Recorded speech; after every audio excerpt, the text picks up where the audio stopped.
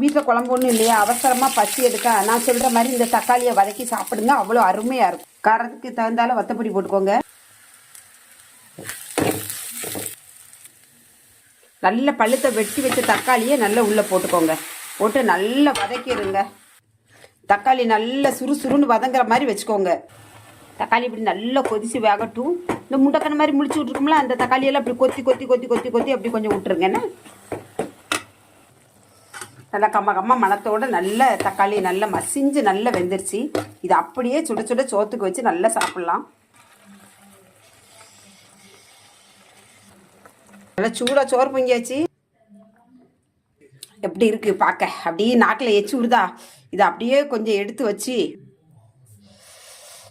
சாப்பிட அப்போ எப்படா வைப்போம் அப்படின்ட்டு இருந்தது. பசியோடு இருக்கும்போது இது அப்படியே பிணைஞ்சி சாப்பிட்றதுக்கு அவ்வளோ ருசியாக இருக்கும். இப்படி சாப்பிட்டு பாருங்கள், எப்படி இருக்குன்னு சொல்லுங்கள் சாப்பிட்டு பார்த்து.